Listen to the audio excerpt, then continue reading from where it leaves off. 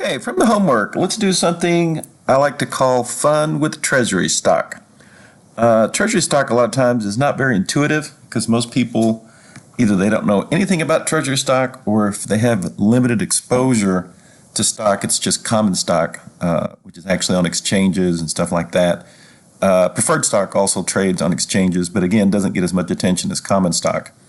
Let's talk about Treasury stock, though, where you rebuy outstanding stock. Here you will see General Marketing Corporation had the following stockholders' equity on December the 31st. You'll notice here it just kind of has the common stock they have, the additional paid-in capital, the retained earnings, and then they have some treasury stock that they bought up over the years. So this is kind of a backwards-looking snapshot. And then it says during the next year, not this year, not this one, during the next year, General Marketing purchased treasury stock at a cost of $25 million and then resold that treasury stock later for $15 million. Now notice they didn't sell all of it because the cost they had in that was $6 million.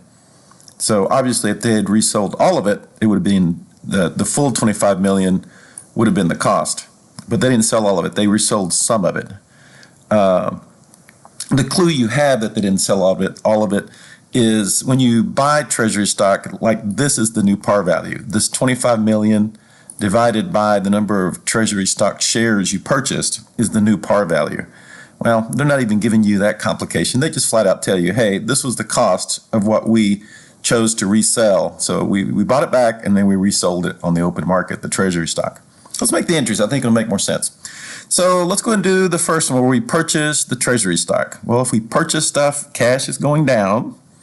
So let's credit cash. Notice too, it's in millions. And then of course now we've picked up some treasury stock for $25 million. And that's pretty easy. I mean, the first initial transaction is pretty easy on treasury stock.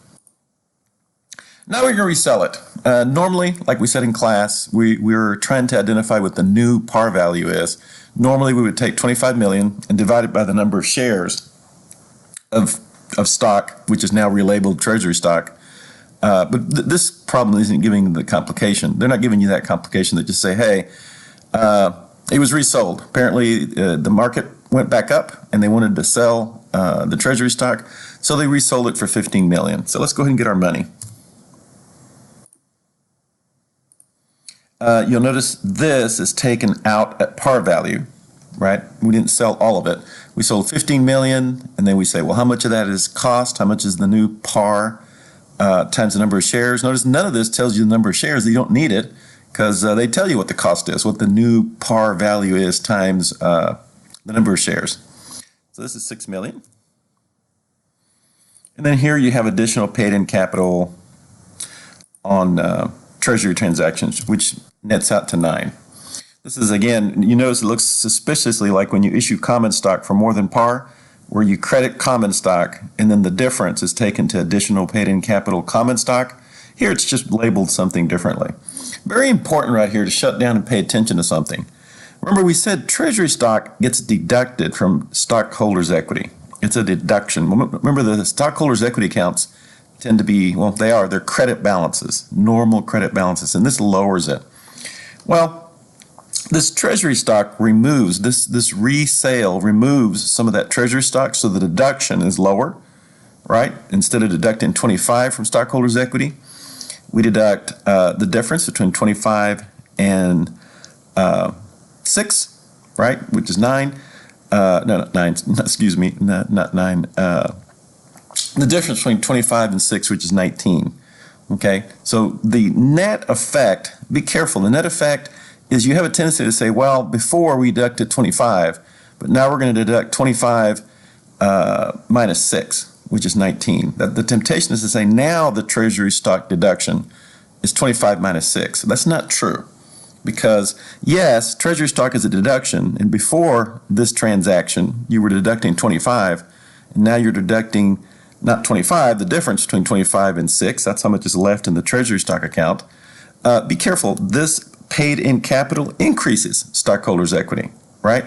This is a net benefit to the company. So The problem with just simplistically saying 25 minus 6 is that that's not true. It's not 25 minus 6. It's 25 minus 6 plus 9, because this increases stockholders' equity. I'll show you what we're looking at here. Overall, how much did stockholders' equity increase or decrease? So overall means taking everything into account. Well, you got 25, which is normally a deduction, but you've got to temper it or lower it by 6, because we did take some treasury stock out. But please don't put 19 here. Don't put decreased 19, because that's not true. That's not true. Yes, treasury stock was 25, and then deducting 6 for this transaction brings it down to 19. That's all true. The problem is that that's not the only thing that happened here. This third entry here increases. It increases stockholders' equity. I'll show you. So 25 minus 6 is 19. So the net deduction is 19. But you have to temper it by the fact that you have an addition to stockholders' equity of 9 for paid-in capital from treasury stock transactions. So that lowers that to 10. 19 minus 9. That's the net overall effect of all this. Okay, well, I wanted to work that problem so you had a chance to see it. The business of retiring stock by buying it back and calling it treasury stock and then reselling it has some effects. We normally robotically just deduct treasury stock from stockholders' equity, but if we reissue some of that treasury stock, then you take the difference between the 25 in this case and the 6, but be mindful that paid-in capital from treasury stock is an increase, not a decrease from stockholders' equity. I hope you found this useful.